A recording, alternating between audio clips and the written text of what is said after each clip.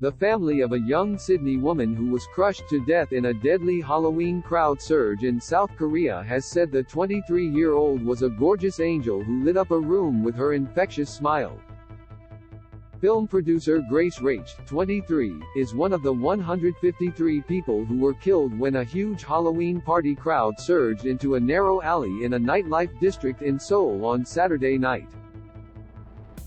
Rached had been on holiday in South Korea and would have turned 24 next week.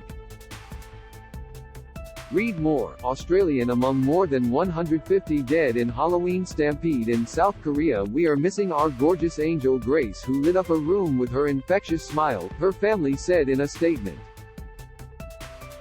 Grace always made others feel important and her kindness left an impression on everyone she ever met. Grace always cared about others and she was loved by all. Grace was a talented film producer who was passionate about making a difference. She cared deeply about her two sisters and was a wonderful role model.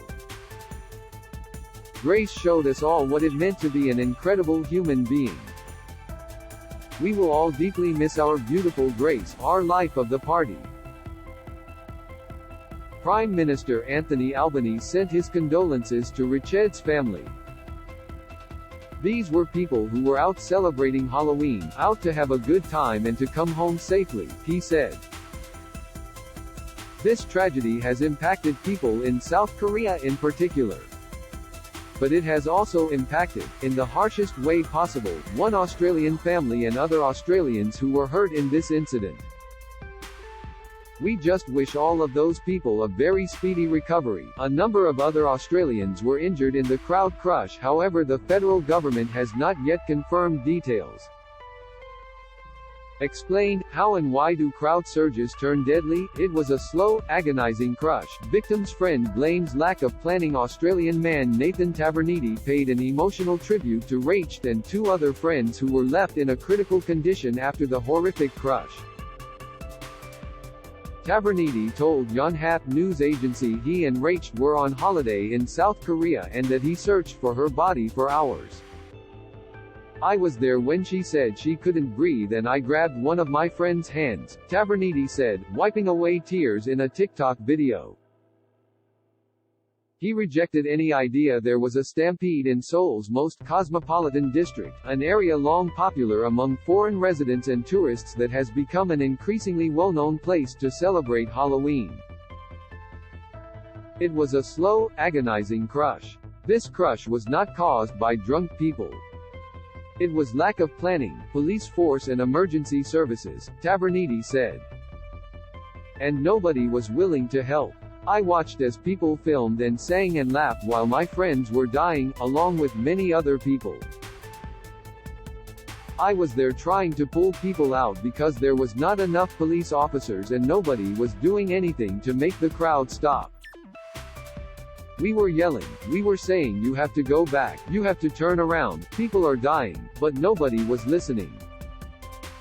Read more. America's top doctor accuses China of failing the world on COVID-19. Tens of thousands flocked to Itaewon in recent years. The days around Halloween have seen Itaewon's lively streets filled with partygoers, expat and Korean alike, dressed up in holiday costumes.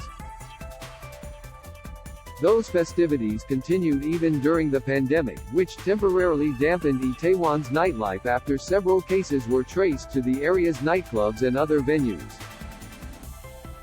Officials believe tens of thousands of revelers flocked to Itaewon on Saturday, in one of the biggest gatherings since the country removed most of its COVID-19 restrictions in recent months.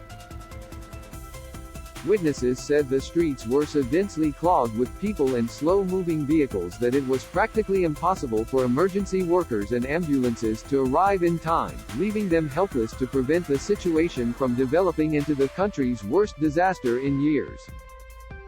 Taverniti said it took half an hour for police to arrive, another hour for reinforcements and even longer for other emergency services. This is how long it took to free my friends. Two of my friends, thankfully, survived. But many others did not, he said, adding that it took hours more to find his dead friend's body. There were people lying on the ground getting CPR, not by health professionals, by random people, whoever could. I am sad. I am devastated by the situation which could have so easily been avoided, but nobody would listen. Read more. Federal government to hold Republic consultation tour next year on Saturday night. Emergency workers were seen rushing to carry the injured and dead out in stretchers as ambulances lined up in the streets and a chaotic crowd fled the area.